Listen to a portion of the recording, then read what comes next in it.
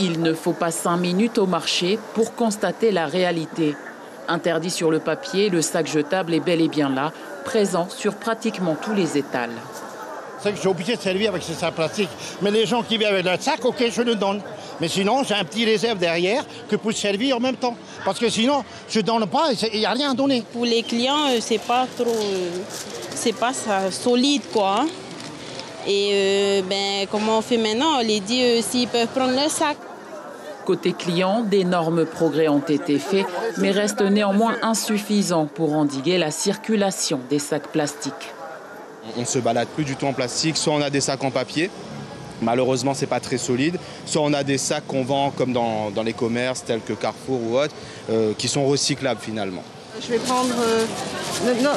non, c'est pas la peine, je veux pas de plastique. C'est systématique, ils te proposent des sacs plastiques. Tu dis non, hein. À mon avis, si tout le monde refusait le sac plastique, eux, au bout d'un certain temps, ils arrêteraient d'en proposer. Le sac plastique, aujourd'hui, 2 ans après son application totale, elle n'est toujours pas respectée. Et pourtant, les producteurs et les importateurs de sacs plastiques sont très connus sur les territoires. On n'a qu'à les appeler, leur commander des sacs plastiques et sans vergogne, ils en proposent. Le pays, conscient du problème, veut passer à la phase de mise en demeure des contrevenants et en parallèle annonce l'interdiction progressive de l'importation et de la production des contenants, couverts, barquettes et films plastiques. Un processus sur 4 ans dès 2025. Les principaux concernés sont préparés depuis 2022.